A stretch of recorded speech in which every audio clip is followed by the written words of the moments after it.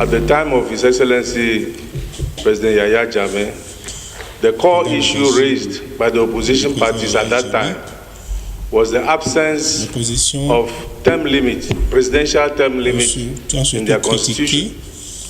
So now that the opposition is in power, I would like to know what has been done so far about the term limit of the presidency. I have read in their report, section 1.63, that some prominent legislations were enacted, but I am not sure whether these legislations touch on the presidential term limit, and I would like to know from the delegation. Thank you.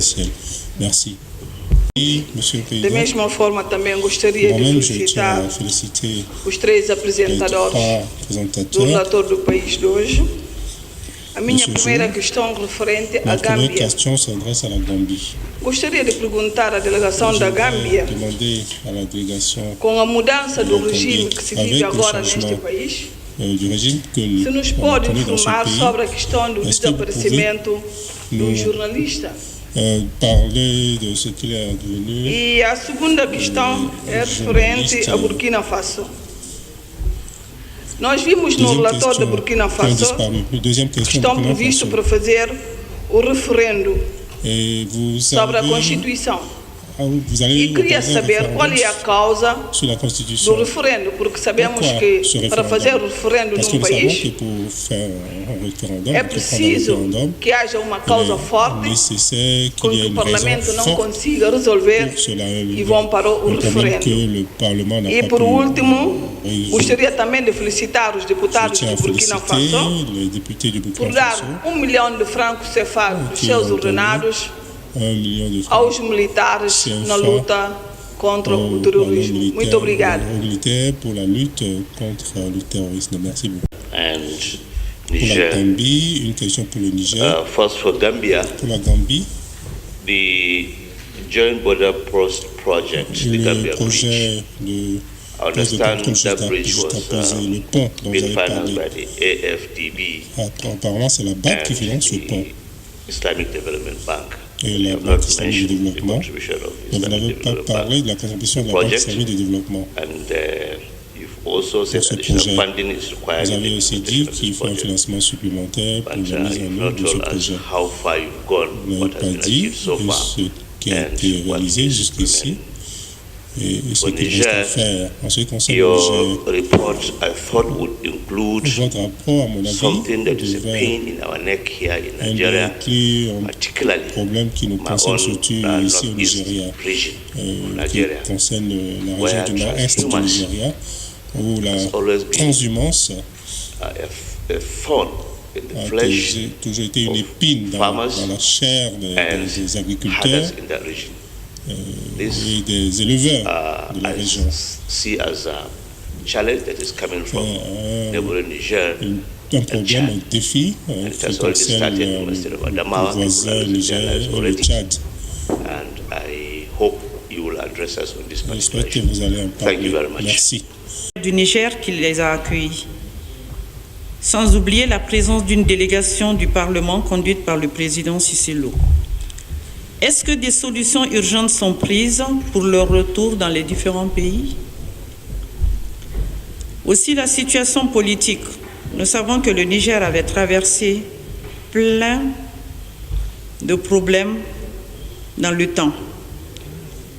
On peut les féliciter aujourd'hui quand ils disent que la situation s'est apaisée. Il est souhaitable que cela soit continuel parce que des turbulences que notre sous-région traverse actuellement, c'est sans commentaire. Donc nous leur souhaitons bon vent, qu'ils continuent dans cette lancée. La Gambie. Les violences conjugales faites aux femmes, ils en ont parlé. Les droits de la femme et les droits de l'enfant sont à observer. Souhaitons que des dispositions urgentes soient trouvées à cet effet et que les lois ne soient pas oubliées dans les tiroirs. Merci. À mon tour, vous remercier. Les 3 pays qui ont présenté leur rapport ce matin, la Gambie, le Niger et le Burkina Faso. Ma première question s'adresse à la Gambie. Dans le rapport, il est dit que vous avez mis en place une commission de vérité, de réconciliation et de réparation. Je vous félicite pour l'avoir fait. Et je l'ai dit par expérience, car vous savez, le Nigeria a connu de nombreux troubles politiques, des coups d'État, etc. Mais le régime en place aujourd'hui au Nigeria a décidé aussi de créer une commission vérité, réconciliation. Bon, dans le titre, il n'y avait pas réparation, c'est vrai. Mais moi, je pense que c'est une mesure indispensable à prendre et je félicite la Gambie de l'avoir fait. Mais je suis un peu préoccupée car vous avez inclus dans le titre, dans le mandat de ce comité, la réparation, puisque vous dites commission vérité, réconciliation et réparation. Or, réparation, c'est une responsabilité extrêmement lourde. Vu que vous avez inclus dans le mandat de cette commission la réparation, cela ne m'étonne pas que cette commission ait quelques difficultés à travailler, parce que son mandat est trop vaste. À mon avis, cette commission ne devrait avoir pour mission que la vérité et la réconciliation, sans la réparation.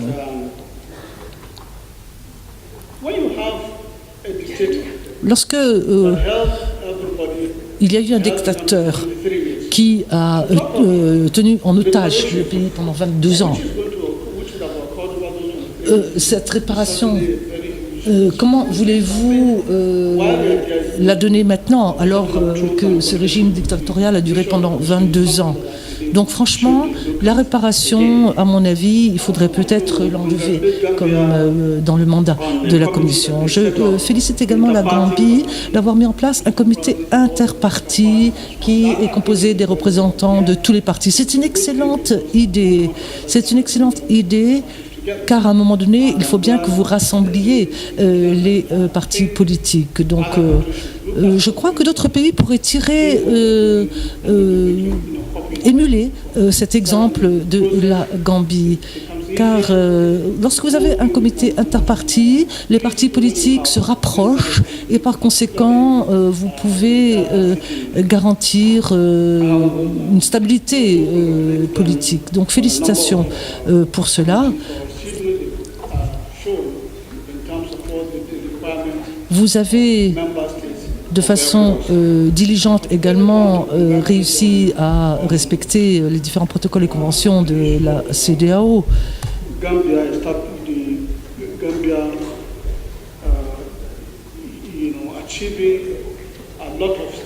Vous avez vraiment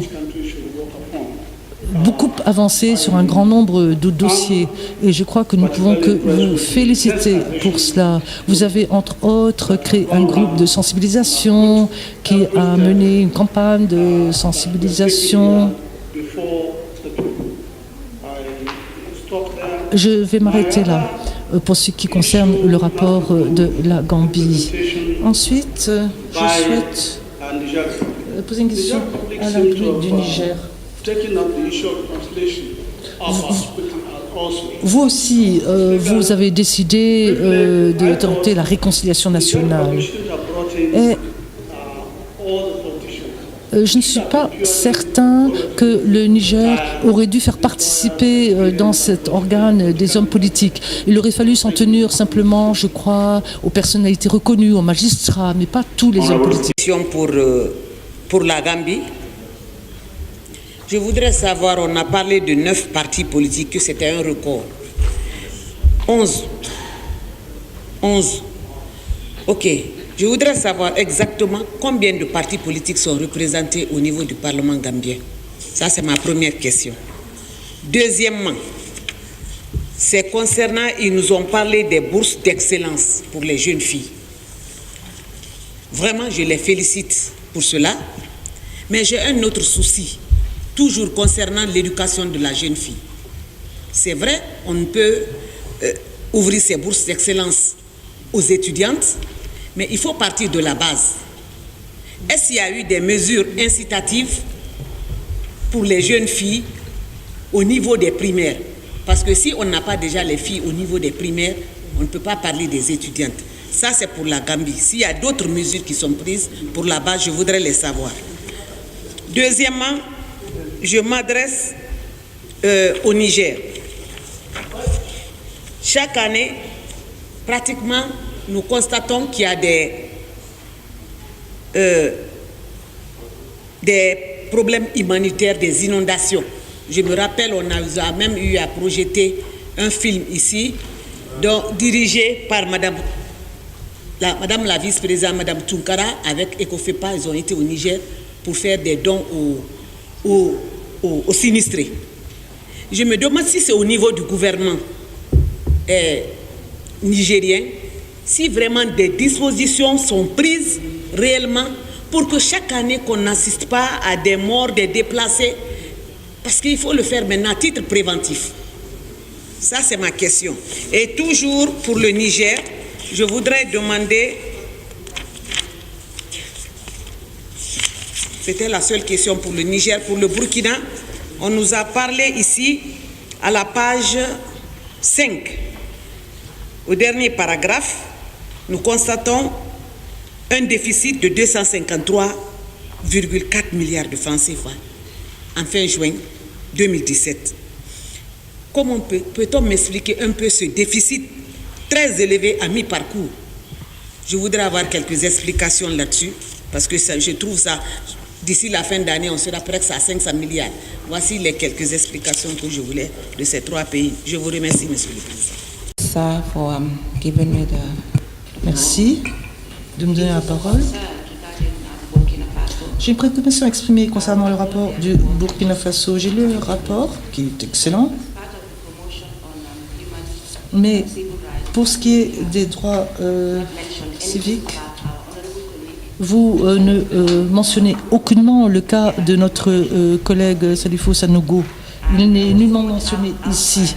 Or, rappelez-vous le tollé que son cas a suscité chez nous l'année dernière. Et l'honorable Sawadogo ne peut pas participer à nos sessions. Or, que je sache, il est toujours membre du Parlement. Et j'estime que cette auguste assemblée devrait être fortement préoccupée du tort que peut subir un député, qu'il soit membre du Parlement de la CEDEAO ou du Parlement national. Et je crois que le pays aurait dû nous donner de récentes informations concernant son cas. Et nous voudrions savoir ce qui lui est arrivé depuis. Et en plus de cela, nous devons savoir quelles mesures ont été prises, pourquoi il ne peut toujours pas assister à nos sessions. Et en raison de du renforcement des prérogatives, je crois que nous pourrions nous exprimer clairement contre tout abus commis par le pouvoir exécutif. Alors, j'aimerais bien que le Burkina Faso nous donne les informations concernant Salifou Sawadogo, qui est quand même l'un de nos collègues. Merci. Merci, Monsieur le Président. Je tiens à mon tour à féliciter les trois pays qui ont présenté le rapport, en particulier la Gambie, car nous savons fort bien que la Gambie a connu une traversée de désert pendant 22 ans. Et je constate que vous avez vraiment déployé énormément d'efforts pour renouer avec la démocratie. Et c'est la première fois que je lis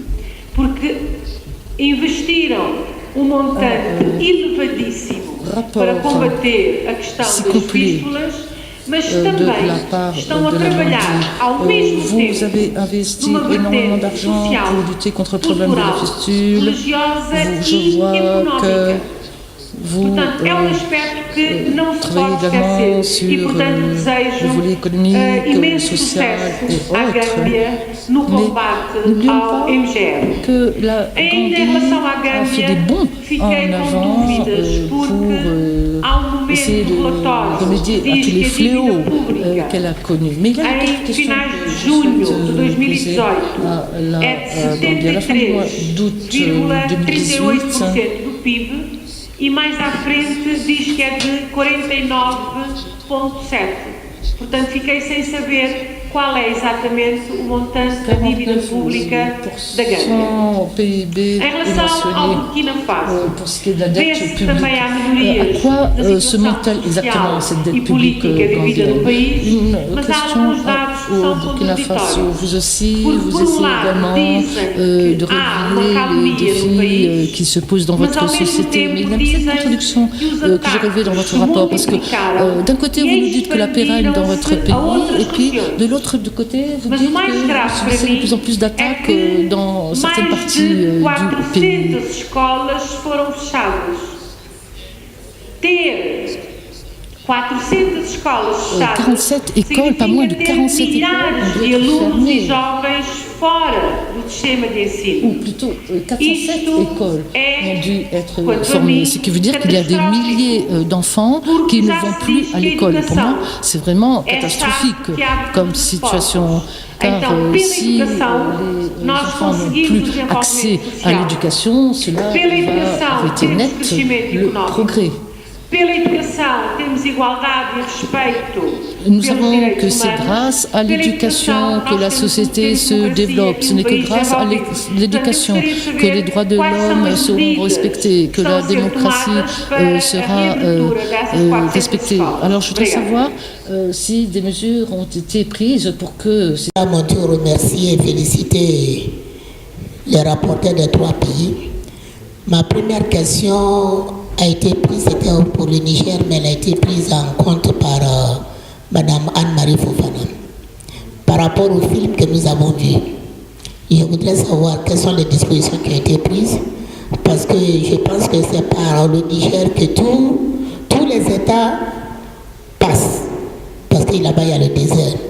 Moi je pense que les États qui ont été cités dans le pays doivent pouvoir récupérer les ressortissants pour alléger un peu la tâche aux Nigérians, parce que la tâche est très difficile pour les Nigérians.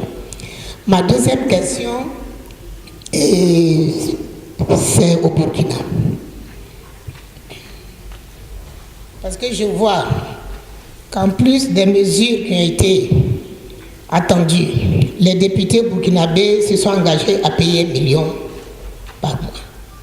Nous savons tous quelles sont les rémunérations que nous avons dans nos propres pays.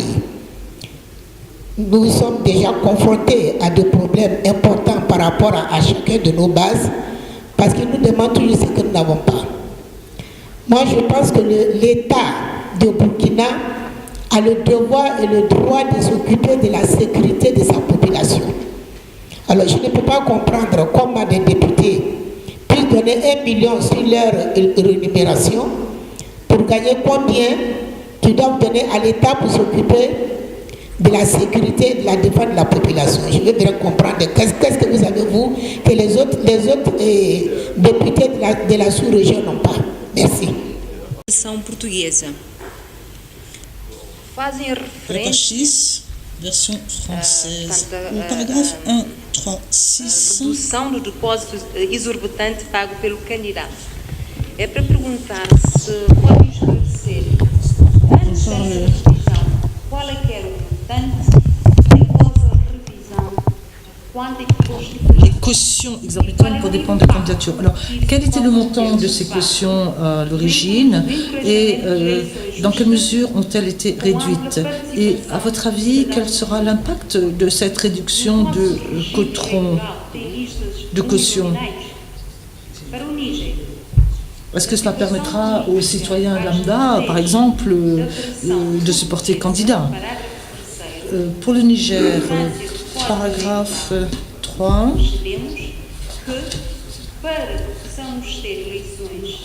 Sur le code électoral,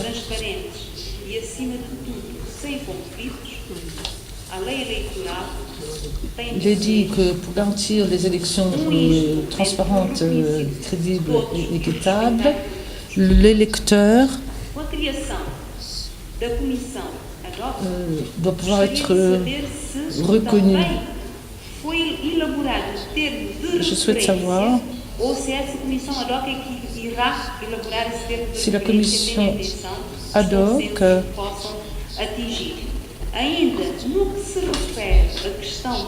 a un mandat bien précis. Estão a pensar em fazer recenseamento geral ou apenas a atualização do recenseamento? E a inscrição dos eleitores é feita de forma Est-ce que vous envisagez de reconstituer un registre des électeurs ou simplement de le revoir? S'il s'agit d'un système d'enregistrement biométrique, nous voudrions savoir ce qui se passe à Agadez. Le principe de libre circulation des biens et des marchandises, dans quelle mesure s'applique-t-il dans cette région?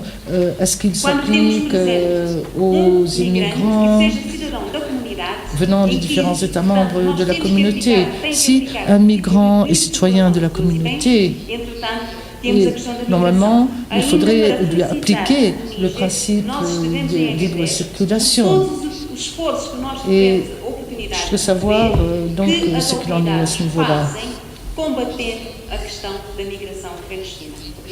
Nous avons vu par nous-mêmes que l'honorable Fofana et l'honorable Daffy. Cependant, j'ai quand même des préoccupations à l'endroit de la Gambie. D'abord, en ce qui concerne la page 4, ils disent que la lutte contre la pauvreté, les efforts de lutte contre la pauvreté sont révélés inefficaces. Et plus loin, ils ont dit que l'économie a commencé donc à remonter. Je voudrais savoir si, par la même occasion, est-ce que la pauvreté a diminué, compte tenu du fait que l'économie aussi connaît un rehaussement. Ensuite, à la page 7, quand vous prenez le 1.5.1 et le 1.5.3, il y a des redites, notamment le deuxième paragraphe du 1.5.1 et le quatrième paragraphe, à partir du quatrième paragraphe du 1.5.3. C'est la même phrase qui a été reprise à ce niveau. Également, au niveau de la page 9, quand vous prenez le 2.2.1, le 2.1.1 et le 2.2.2, c'est les mêmes phrases qui ont été encore reprises. Donc, ce serait bon qu'ils puissent faire un résumé de tout ça. Et enfin, à la page 9 toujours, le premier paragraphe, il est dit que la CRC a un mandat de 18 mois et en tout état de cause, pas plus de 24 mois. Et plus loin, on dit, elle doit à cet effet clôturer ses travaux en juin 2018. À ma connaissance, nous avons donc dépassé juin 2018. Si elle doit encore clôturer, bon, je ne sais pas, ou alors il faut refaire la phrase. Merci. Non, chers collègues, je me joins à ceux qui ont déjà remercié les présentateurs des trois rapports. J'ai une question au Burkina Faso et une au Niger.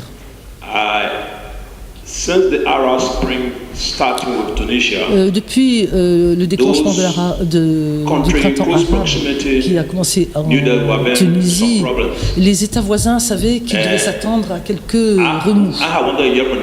Et je voudrais savoir du Niger quelque chose, compte tenu de ce qui se passe autour de vous. Vous trouvez certainement confronté à des difficultés. Intervention, we need to ensure that we vote Chapter 7 of the United Nations Charter. Vous savez, pour profiter d'un soutien à long terme, il faut invoquer le chapitre 7 de la Charte des Nations Unies. Ce n'est que si vous invoquez cet article que la CEDEAO pourrait éventuellement être habilitée à vous apporter un soutien. Alors, est-ce que vous avez invoqué ce chapitre? Donnez-nous quelques détails là-dessus. Pour le Burkina Faso, maintenant, votre initiative... And we'll be glad that you expand on that further so we all can learn a lesson. que vous mentionnez. Est-ce que vous pouvez nous donner des détails aussi là? A été prise en compte par mes prédécesseurs. Mais cependant, je tiens à féliciter l'Assemblée burkinabé pour la session spéciale qu'ils ont organisée concernant la sécurité. Mais j'ai une petite question à poser. De quelle marge de manœuvre ils disposent pour faire en sorte que les recommandations pertinentes ici de cette séance soient mises en œuvre? Merci. Mr. Speaker, your list is exhausted. La liste est épuisée. Chers collègues, je vous remercie d'avoir respecté votre temps de parole. Avant de redonner la parole au présentateur des rapports, je souhaite réagir immédiatement à ce qu'a proposé l'honorable Poli. Cette question va être délibérée par une commission. Ensuite, la proposition qui émanera de la commission sera soumise en plénière pour adoption et après elle sera transmise à la commission. Donc ce sera fait pendant cette session. Il y a une commission qui va s'occuper de cela.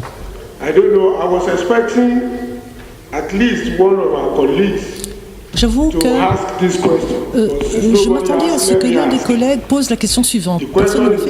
Donc, je vais la poser moi. Elle s'adresse à la fois au Burkina Faso et au Niger. Dans leur rapport, ils parlent de décrets. Et dans toute démocratie constitutionnelle, existe-t-il des décrets, ce qu'on appelle un décret? Parce que je crois savoir que un décret utilisé par un régime militaire. Mais si on renoue avec la démocratie, normalement, un décret n'existe plus.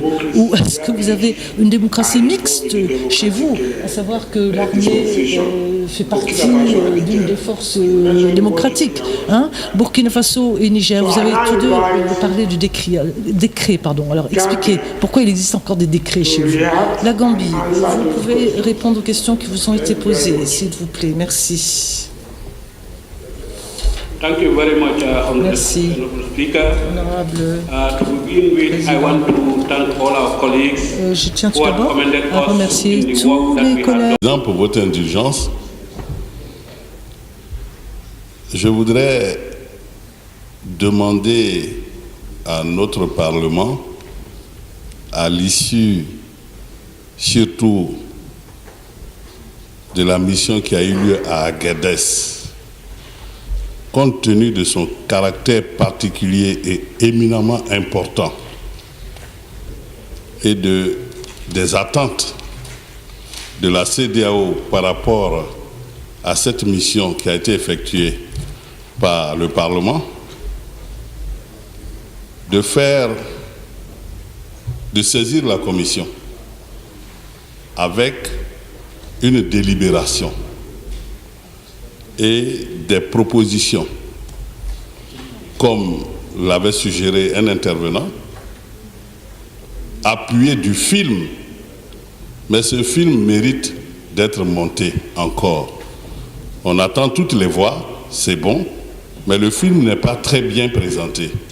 Je souhaite qu'il soit bien arrangé et qu'il soit mis à la disposition de la Commission pour que, effectivement, la Commission le présente à la conférence des ministres et au président.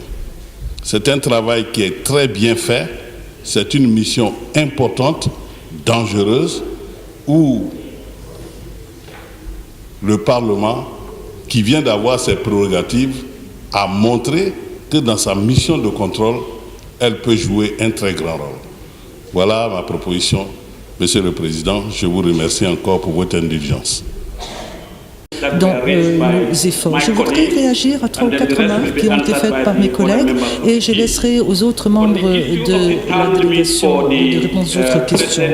Pour ce qui est du nombre de mandats présidentiels, cela existait dans le projet de constitution de 1997. Mais cette proposition a été supprimée d'un revers de main par le dictateur. Et la constitution gambienne de 1997 a été amendée pas moins de 52 fois. Ce qui veut dire que toutes les dispositions clés qui sous-tendaient la démocratie et la bonne gouvernance ont été supprimées pendant le précédent régime. Et la CRC recueille des avis auprès des populations, elle a mené un exercice de sensibilisation et il est vrai que cette question du nombre de mandats a été avancée dans un grand nombre de cas et on prévoit peut-être 2 mandats et je pense que cette disposition sera reprise dans la nouvelle constitution qui j'espère pourra être adoptée en 2019. Pour ce qui est des journalistes, vous n'êtes pas sans savoir que le précédent régime n'a jamais respecté les décisions rendues par la Cour de justice de la CEDEAO. Décisions selon lesquelles il fallait indemniser les journalistes pour les dommages intérêts. Mais le gouvernement a refusé de respecter ces décisions de la Cour. Ce n'est que maintenant que le nouveau gouvernement gambien a commencé à indemniser ces journalistes. Va recueillir les rapports de toutes ceux qui... On the issue of the revised constitution or the job of the Constitutional Review Committee.